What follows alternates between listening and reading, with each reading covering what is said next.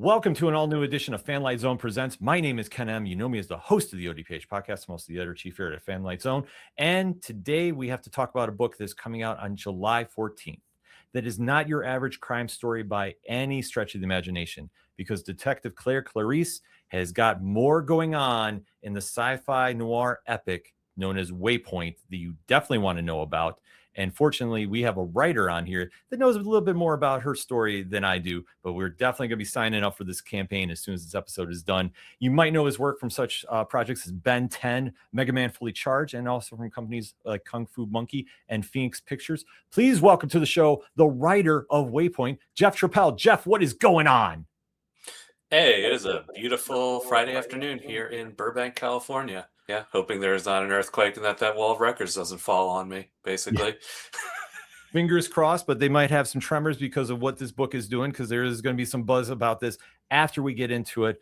And let's go kick off the questions here with, how did this whole story of Waypoint come to be? I came up with it probably about 10 years ago at this point. I've been working with the Man of Action guys, which is Steve Siegel, Joe Kelly, Joe Casey, and Duncan Rouleau, if people don't know, on Ben 10, Mega Man, Fruit Ninja, stuff like that. And that kind of made me go like, well, I am surrounded by four of probably the most accomplished comic writers of the late 20th, early 21st century. maybe I could do a comic, and maybe, they'd be able to help me along. So I basically came up with it's basically what story would I want to tell. And so I immediately went back to my influences, which are old science fiction stuff like Hitchhiker's Guide to the Galaxy, and old pulp noir stuff like the Philip Marlowe mysteries and Nero Wolfe and stuff like that. And I was like, okay, well, what if I smash those two together and make them kiss, right? But I didn't just want to tell it, because there's a lot of, ever since I started writing it, like Far Sector has come out by N.K. Jemisin and stuff like that, which has this other thing. So I wanted to have my own perspective on it. And so ultimately it became, as it went, about my experiences essentially working in Hollywood. It's not about that. No one wants to read about a screenwriter. Yeah. But it became about essentially the feelings of frustration and failure and depression that you go through when you're in an industry like this, right? Sure. But I wanted to do that in a fun way, and the fun way for me was put that in an alien space station, make Claire isolated, but literally she's the only human on that station, right? So she has to deal with all these weird aliens. She doesn't have any sort of basis for their cultures or any sort of prejudices. She's kind of this outside force. And it's about her over the course of solving this case, ultimately coming to terms with how she can move forward from her own internal frustrations and feeling of isolation. And like I say, from what we've seen thus far in the preview pages that are on the Kickstarter link, there is a lot going on with this story. And it's definitely one that is going to, I think, really capture readers' attentions once they get this book in their hands and sign up for the Kickstarter campaign. But as you alluded to, this is your first venture into the world of comics. So what has been the biggest challenge for you entering this realm in comparison to your other work? The big thing has been that I've kind of been my own boss. When I've worked with the Man of Action guys, or worked with producers like John Rogers or things like that, they call the shots, right? They have either they call the shots or the people above them call the shots. When I was working on Mega Man, there was, I think, 3 layers above even Man of Action, because you had Capcom, you had the animation company, you had all this stuff. So this was me actually just being the boss, having to make all these decisions myself, right? I couldn't kind of fall back on, here's the Bible that I've been handed, here's all that. So, which is really freeing, but also really scary, right? Yeah, suddenly it's got to be terrifying. Yeah, you're standing on the precipice. Everything is kind of lying on you. You have to find a great artist, which took a while. And I did a lot of the scanning through DeviantArt and stuff, which I do not recommend. There's some weird stuff on DeviantArt. I could only imagine. Yeah. Until I found my artist, Jacob Wisniewski, on Twitter, just replying to a comic like a call for samples kind of thing. So you had to find the artist, I had to find the letterer, and then ultimately, uh, when I decided I was going to go out on my own with the Kickstarter, because if I'm gonna do something, if the purpose of this was to do something that I own, and Mhm. I've said this in other interviews and places, like I am absolutely grateful for all the opportunities I've been given. Like all the shows I've worked on, like Ben 10, I love Ben 10, Mega Man, and love since a kid.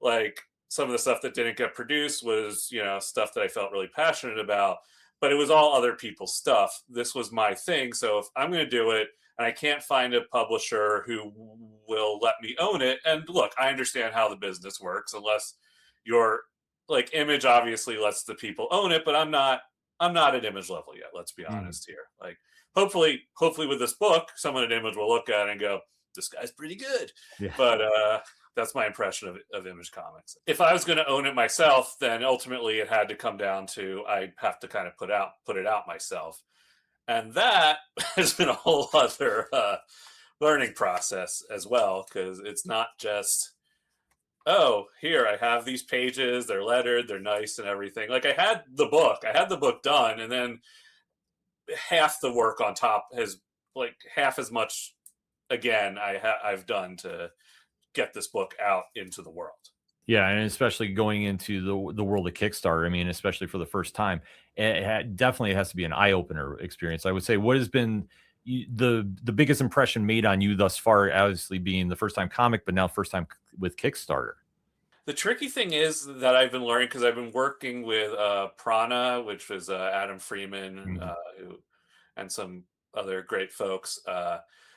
So they've been sort of helping me through the process. But what I didn't realize, because I'd originally thought maybe I'll do it myself, but then I was connected with Prana, and I'm like, these guys know what they're doing. I'll go with Yeah. them. The tricky, so I built the page and everything, but there's a whole gamification to it that I didn't kind of realize coming into it.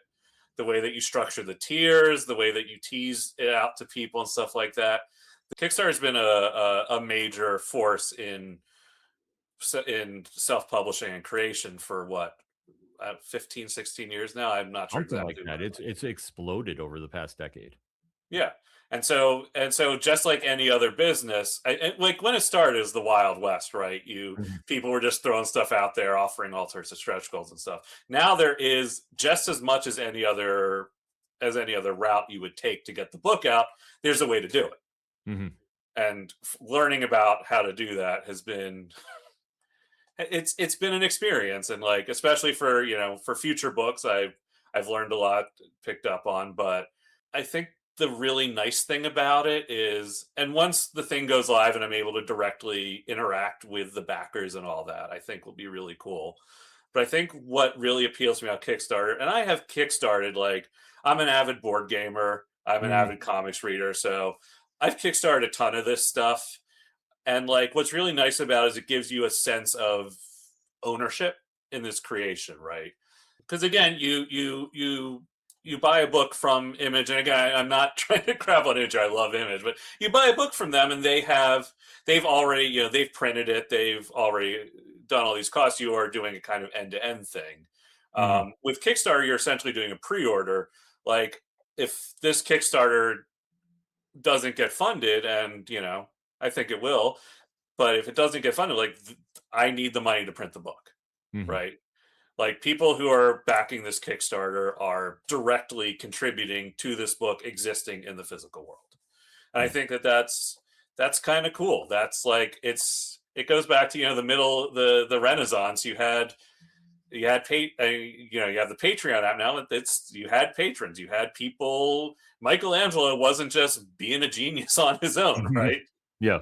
I'm not comparing myself to Michelangelo, but No, he no, had, for sure. Yeah. yeah, he had the backing of these rich families. And so this is a way to, like, unless you're personal friends with Elon Musk and can kind of get that money, this is a way to get like a bunch of people to give it. And I know I'm explaining Kickstarter as it is, but like to me, I think that that's a really fun, interactive way to approach it. And that's something that, again, I'm really excited about, is being able to get in there, hear people's feedback, see people's reactions when they first read the thing on the Kickstarter page and all that.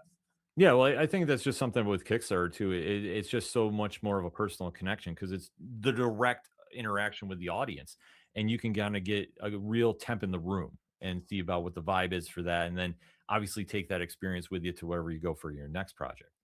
So, I mean, that's one thing I always think is really a benefit about doing Kickstarter books is, you just have that instant connection, and just it's a live and learn process. And then obviously, as every time somebody does a new campaign, there's always something to take away from it and go grow from the next project. And It's especially, interesting seeing what people respond to. Like I did a live podcast the other day, and they had people in the audience, and I pitched the book at the end of the podcast, and somebody like really grabbed onto on the Kickstarter page. Like we compare it to Saga, of course, and Doctor Who, and the person really grabbed on to Doctor Who.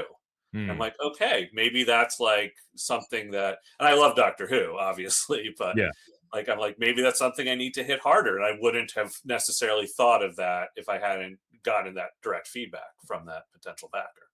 Yeah. I mean, that always is helpful too. Like I said, the more information, the more connection is always the better. And especially going into this book, like worked with other people before, but this first time working with your artist, how has the creative process been with that? Jacob, as you could maybe tell from the last name, is in Poland, and Mm, so we were mostly, and he's not fully, like he's fluent enough in English, but he's not fully English speaking, which is why I'm on here, I guess, and not him. And again, he's great. He's been mhm. great to deal with, but it was a lot of back and forth with email. But honestly, like when you find that right artist who gets what you're trying to do, it's magic. Like I gave him the script, and then he had requested some side notes, which are going to be in. We're putting together like a little making of zine that Okay. we're going to have as an add-on, and so you can see some of those original notes that I hand wrote him because he was like, I was like on vacation, and he messaged me like, "Hey, can you get me some like deeper stuff on these characters?" So I just grabbed a notebook and hand wrote out a bunch of stuff for him, but he grabbed it and he. I mean, you've seen some of those pages. Mhm.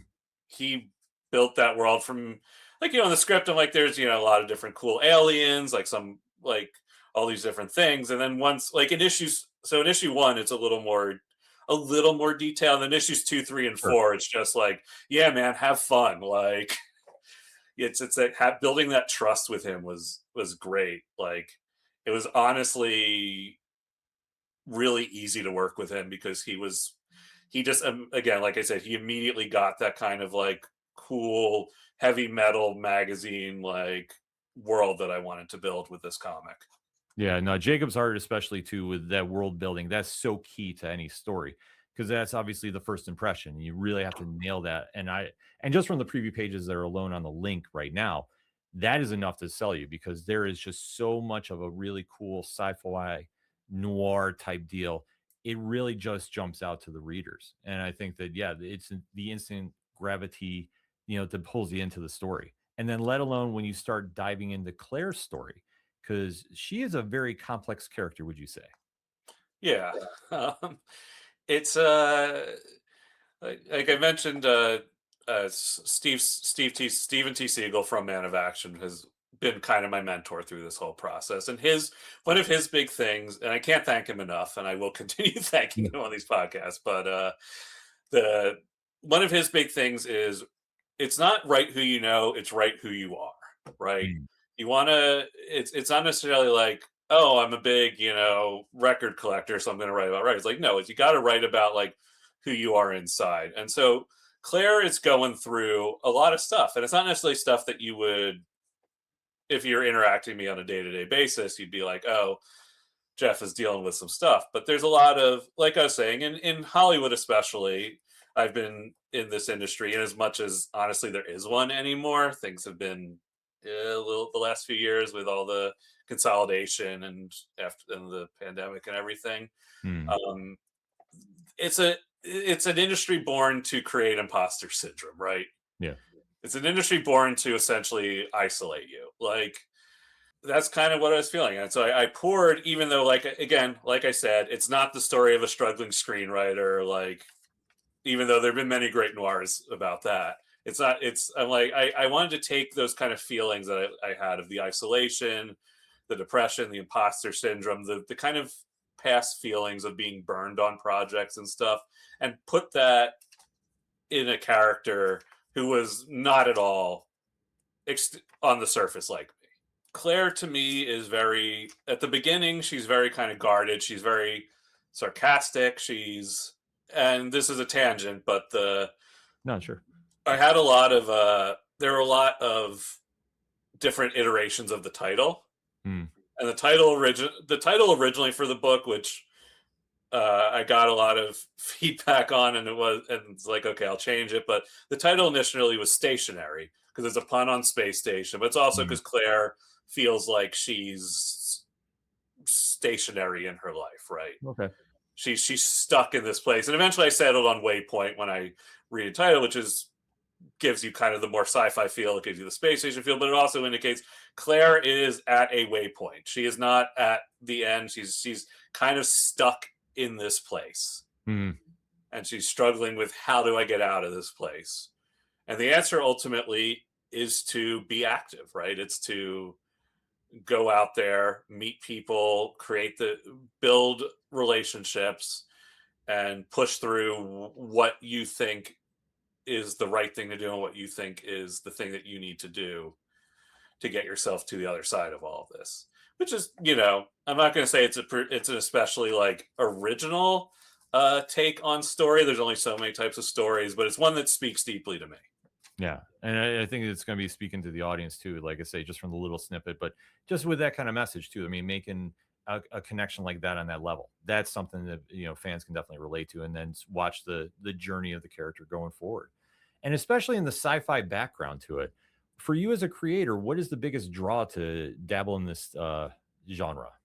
I've loved science fiction since I was a kid. I was reading Isaac Asimov. I was reading Hitchhiker's Guide, Poul Anderson, all those authors back when I was in, elementary, high school kind of stuff, or elementary, middle school. Like, that's what I grew up on. I think it was just, I like spaceships and stuff. A lot of the cartoons when I was a kid were very science fiction oriented, right? When I was growing up, it was like Transformers or Exo Squad or Bucky O'Hare or whatever random stuff around there. There's a lot of very science fiction heavy cartoons when I was growing up. X-Men even, like, you have giant robots running around. They go into space all the time.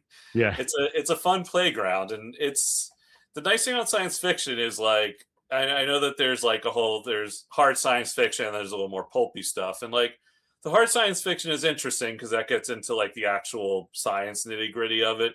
But for me, what's interesting about it is it gives you a layer of abstractness between what you're writing about and the reality that you're speaking about, right? Like, it's easier to make to have a message about bigotry, for example, in something like X-Men, where it's like, oh, they're bigoted against mutants versus they are specifically bigoted against these marginalized people, right?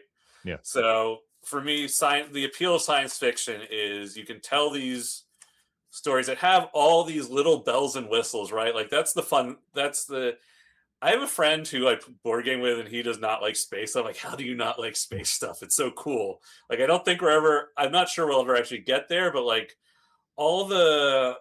there's something about staring into that night sky and imagining what's out there, because it could be anything.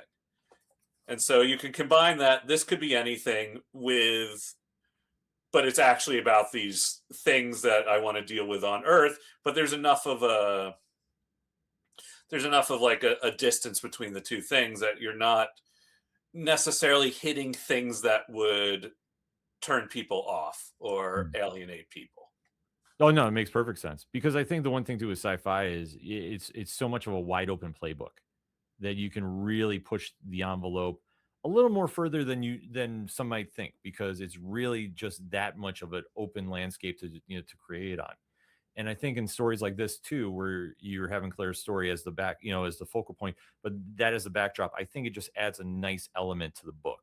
And it really is not your average story, but like you alluded to, tying in elements of Doctor Who and Saga and just like that kind of vibe. I think it's just when you put it all together, that's where you really know you got something special. And I can't stress to our audience enough about Waypoint really has got something with this going on.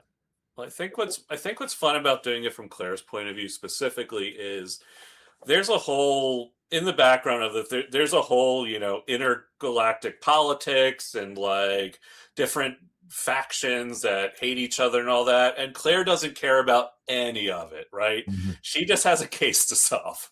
So Yeah. you can get this sense that, like, especially in a comic book form, in a novel you can really get deep into that stuff. In comic book form, especially, at least the type that I like to write and read, the fun of it is like all this stuff is there, it's implied that it's there, but we're not focusing on it. We're focused on who we're seeing this through, which is again somebody who's just like, okay, that's cool, I don't care that your empire hates their empire, like I Mm. just need to know where you were at this time, right? Yeah. Like it's the tip of the iceberg analogy, right? Is that Mhm. like 90% or 90% of what you write is not going to be on the page. It's You're Sure. just going to see that little tip of it, but like in this case it's through the eyes of someone who I think the audience can relate to.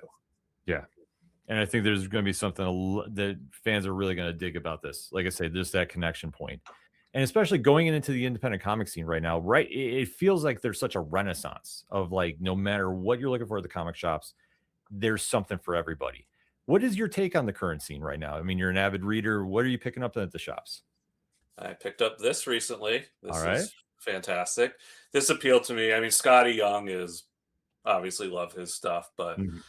what I love about a book like this is it's kind of the only it's you kind of couldn't you could tell this in novel form, but the way that he and Jorge Corona use the medium Mhm. to like make this haunted house story feel unique to the comic medium, because Yeah. I've read a ton of haunted house books, I've seen a ton of haunted house movies. Like I just love that, like the use of just even the way they position the panels really mm, adds to that eeriness and all that, like, and that's something that I really love about the comic medium. But yeah, like I tend to go in, I tend to look for like what is something that I couldn't necessarily find in a different medium. I watch a lot Mhm. of anime, I watch a lot of movies, I read a lot of books, but like what's something that is going to give me an experience that I can only get in the comics? And I think, like you said, like you're doing a lot, they're getting a lot of stuff right now, even in non-indie circles, like Daniel Warren Johnson's run on Transformers, Mhm. right? Like that gives you something different than you would get from the cartoons or the movies. That's what I love about comics, and that's what excites me about working in the medium, especially coming from the world of linear film. And television is very linear, right? You press play, it plays through, and now obviously streaming, you can pause and look at things, but it's more meant to be soaked in Mhm. than for you to take in the details. And what I love about comics is, no, you're supposed to, you can let it soak in, but then you can like zoom in and be like, oh, here's this cool little thing. Like I watched Ghost in the Shell, the new one last night. And it's Okay. like, and I loved it, but it's also like there's so much going on. And Yeah. whereas with the manga, you can pick it up and you can appreciate kind of the individual drawings a little more. Yeah. No, the new one is very, very busy and all the right ways too. But it's just like there's a lot to like process as you're watching it. And then especially going to the shops, there's just so much out there for everybody jumping into it. It's an amazing feeling. And then obviously after Waypoint, what is next on the horizon? Can you tease us about? Do you have obviously more comic work coming on that we should be on the lookout for that you can talk about? Yeah, I'm developing the next thing for the next Kickstarter. I think I want to move in more of as you could tell from the t-shirt and the records and everything, and my career writing about heavy metal. Yeah. um I like heavy metal, and so I Yeah. want to do a book that sort of capture and so I have a book that I'm working on that I think captures the feel and the joy and the kind of awesomeness that I get when I listen to heavy metal, but in a way that doesn't feel, and I don't want to put down other people, but it's difficult to capture that on paper. And so that's so I'm working on kind of a horror book that I think captures the vibe of listening to heavy metal without necessarily being like, oh, here's people with like electric guitars hitting demons with them, right? Yeah, yeah. No, in fact, you just kind of stole my next question because I was going to allude to that. Obviously, you worked on Decibel and a few other places as a very well-known heavy metal journalist. Is there a playlist for Waypoint? There are four actually. Okay. At first I was like, maybe I should do one for each issue, but then I decided to kind of zoom in on different vibes. And so the end of each issue does have a different playlist. And there's one that's about Claire, one that's kind of a more general, like space atmosphere, one that's kind of for the fun detective stuff, and one that's for there's a nightclub run by a particularly unsavory guy. That's a big centerpiece to a lot of the action scenes. So I wanted to put in some fun like space disco and dance stuff. So I have four different playlists, and as part of the zine that we're putting together, it's going to have some of my thoughts on putting those playlists together. It's going to have some collected music reviews that I've had published in places about like that either relate to the comic or directly, connect to songs that are on the playlist. And because to me, I think that I know it's like it's dancing about architecture, right? But it's also like I feel like comics and music, especially the sort of more energetic type music that I like to listen to, really kind of hit a lot of the same emotional buttons for me. And so that connection I think is one that, even though yes, you cannot actually play a song on the page of a comic book, I think that having that connection to music can really deepen your experience of reading it. Yeah, no, I fully agree. I think there's a certain synergy with music and comics, and especially you have like the right song on and you're reading it, like you'll always remember that moment. And like I allude to, like for me, the first time I picked up Mask #1 that just came out, all I could see when I was seeing that opening sequence is Motley Crue's "Kickstart My Heart." Like Yeah. literally, and I remember I was talking with Dan and Pi from the creative team about it. I'm like, literally, that's the first thing. And sure enough, every time I read that, I'm like, takes me right to Motley Crue on that. And I think like especially when you can have something like that connect with the audience, it's a big bucket of win too.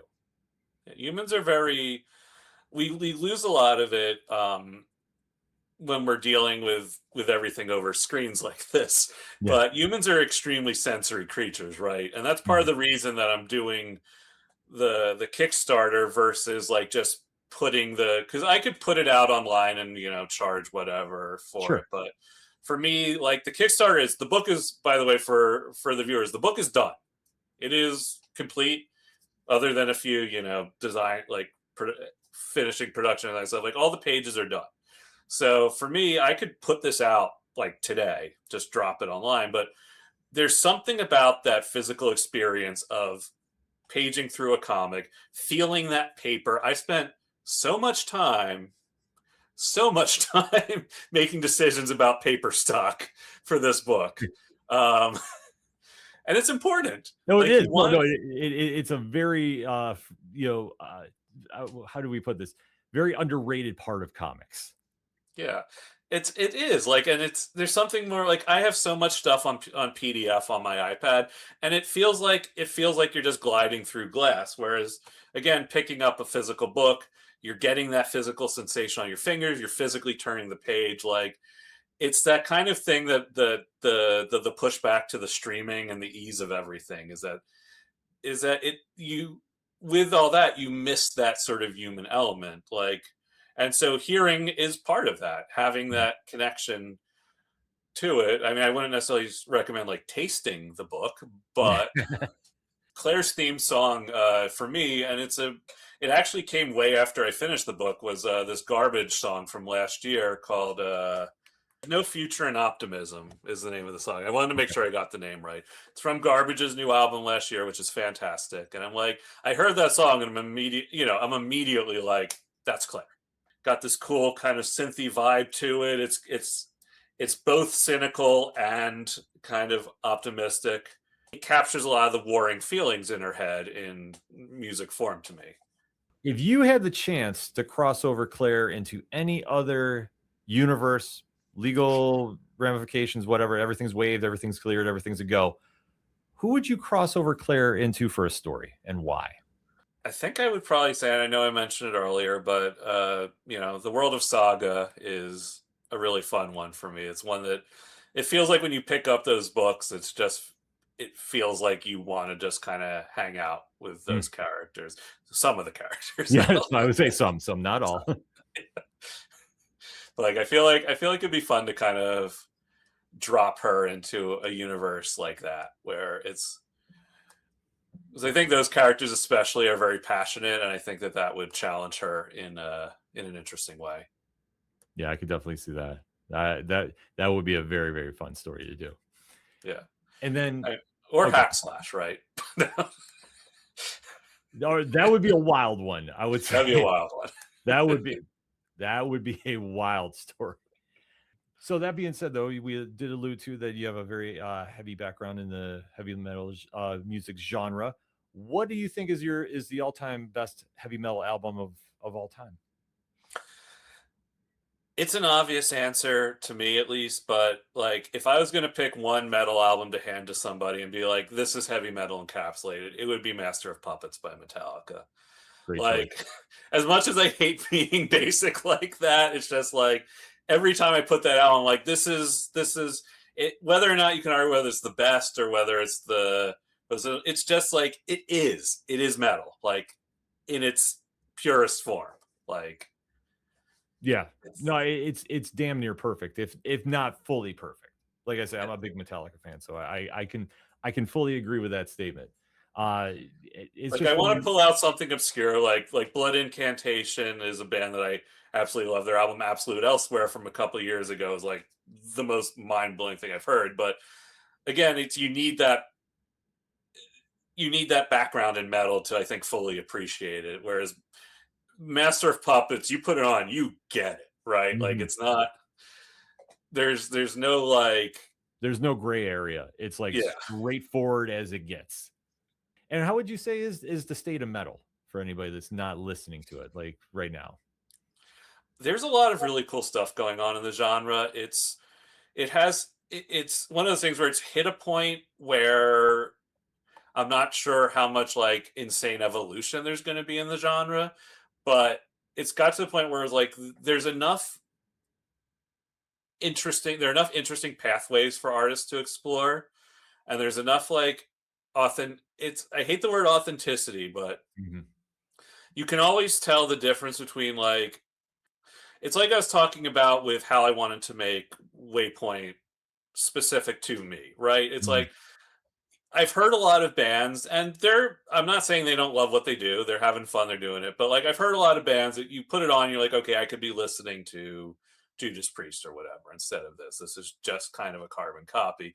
You can always tell when a band has their own kind of perspective Mhm. that they're putting on the things. So even if it's something that you've heard before, or it's working within a familiar genre, sometimes a band will just come in and they'll just have that kind of undefinable it to it Yeah. that makes you go like, okay, these guys like have a really specific thing they're trying to do here, and they're using the music versus letting the music use them. Like they're using I'm getting a little into kind of meta stuff here, but using the like genre is a tool as opposed to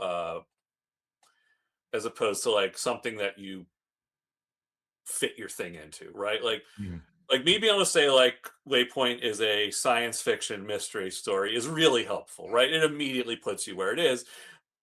But also like I don't want it to just be like this is influenced by science fiction and this is influenced by mystery stories only, right? Yeah. And so I think that the interesting thing that you get from the best bands in the genre, that your Blood Incantation, I'm going to say some names that will probably make you laugh, but there's bands like Blood Incantation, which I mentioned before, who Mhm. take this really complex extreme metal that was kind of originated by bands like Morbid Angel, this kind of really complicated death metal, and then they combine that with like Tangerine Dream and that very ambient, very like synthesizer heavy, like vibe based things, and they do it in such a way that you can tell they love both, and it just works, and it Mhm. should not work, right? Right. It should not work having these enormous riffs and screaming, and then just this really just putting you into the middle of the frickin' end of 2001. But they do it, and bands like them, were like Frozen Solar, this death metal band out of Texas who sing about essentially the Ice Age, and so it's kind of fun. They found this interesting dichotomy between we're from the hottest place in Yeah. the country and we're singing about like this kind of glacial kind of thing, and that gives it a unique vibe to it that I think makes it really interesting and cool. All right. I mean, it probably. And I'm not going to lie. If you're not a death metal guy and you put that on, you're going to go, "Yep, that's death metal." Yeah. But, I could only imagine some people are gonna be like, wait, what is this? Okay. but yeah, I mean, it's and you have bands like some bands this year, like Exodus from the '80s. They put out their best album this year, Really? like I would say ever. And it's because it's just like because you can tell that it's five guys who like each other, got in a room and are like, we're just gonna blast out the best thrash metal we possibly can. And it's really satisfying. It's like reading a really, really good like X-Men run, right? Mm-hmm. Where you're like or like you the X-Men kind of except for, obviously Hickman turned the whole thing on the head, but you're going to get what you're going to get from a run, but Mm-hmm. you're going to that run of comics because you know what you want to get out of it. Yeah. And I think there are bands that embrace that and just make it really enjoyable. Like, yeah. So I don't know if that answers your question, but I think there's a lot of bands that are basically, in short, there's a lot of bands that are taking interesting influences from other places and bringing them into what they're doing here. Imperial Triumphant take free avant-garde noise jazz and combine it with like really discordant death metal, and it's with an Art Deco theme, Mm-hmm. and it's like, and it's so cool. Yeah.